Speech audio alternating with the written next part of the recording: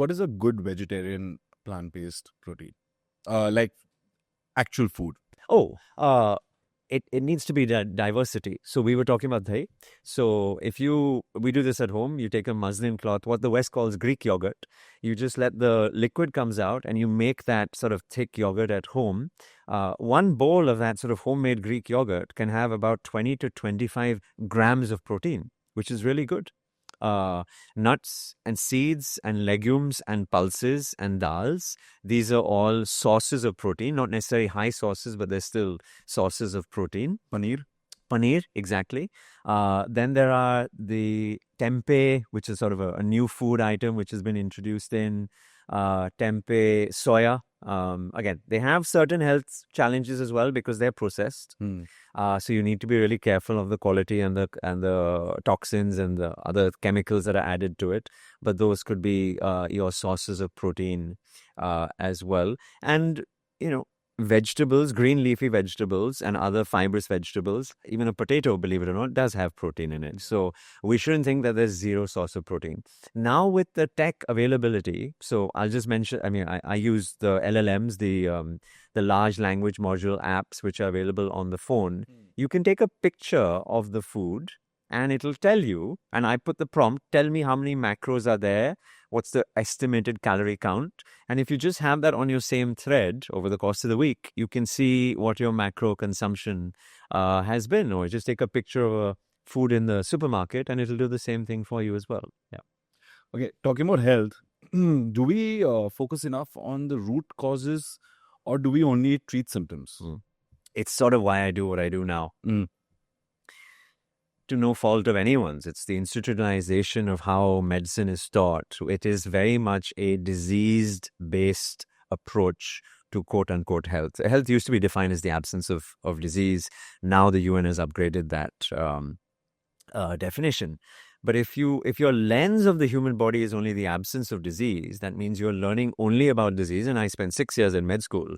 Everything we did was we learned about disease. We did not learn about health in its truest form. So we have verticals or specialities. So if I have chest pain, I go and see a cardiologist. He or she is going to diagnose my heart. If I have chest pain, but I go and see a gastroenterologist, he or she is going to diagnose me with something else completely. If I have chest pain and I go and see a respiratory physician, he or she is going to diagnose me very differently as well. Because that's the blinkers. Correct. You have, in the West, I used to work in the NHS in England, we would have about 10 to 12 minutes per patient. The colleagues here in India who are working in the public health infrastructure, and I was a frontline medic during the pandemic working in the BMC, I had 20 to 30 seconds with each individual to diagnose whether they were positive or negative for COVID, right? Or they had some other infection or illness. So you can't take a holistic, comprehensive medical history on an individual and address, as you're saying, the root cause. So there's now been a gradual shift for, I think, a lot of physicians like myself who are trying to go back to a more functional approach to medicine, where we're interested in how did you grow up? Where did you grow up? What are your lifestyle choices? Who do you spend time with? What do you eat? How much do you exercise? How do you sleep? What are the supplements you take? What's your family history?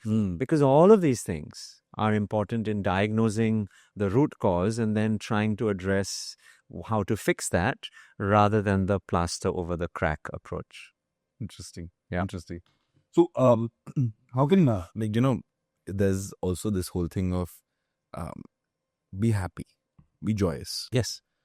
Gratitude, they say, is the highest form of vibration of a human being. Sure. So how much does being peaceful, joyous, happy, content, leaving the stress out, affect longevity and, living healthy and long? I can't put a number on it, but I would say that it's probably higher than anything that we just spoke about. Absolutely.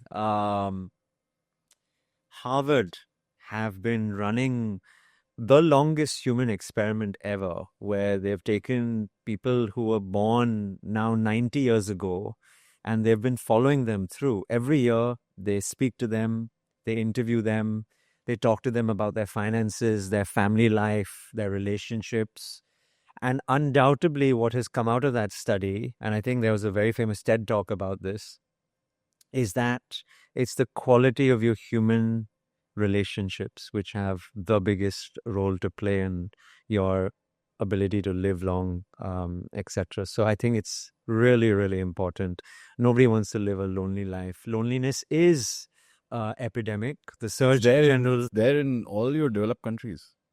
Vivek, the Surgeon General of the US, talks about the fact that loneliness is now more dangerous than smoking a pack of cigarettes a day. More people die of loneliness than smoking cigarettes in the US.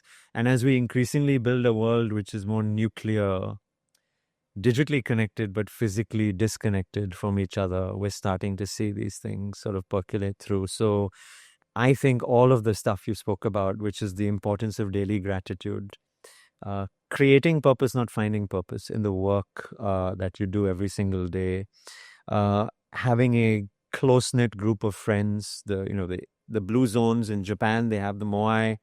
In any of the blue zones, actually, you can study them, and they all have these tribes of people that live together and are part of that sort of community. So I think there's a lot of value in all of those things. Absolutely. Yeah, because I just believe that you can be doing everything right. Yeah. I mean, it's the checklist. You can be eating healthy. You can be breathing great air. Yeah. You can be exercising correctly. Yeah. You can be doing everything. But if you're leading a stressful life, Yeah. none of that matters. Rather, having a low stress, I can't say stress free, but low stress, all of these things will complement that.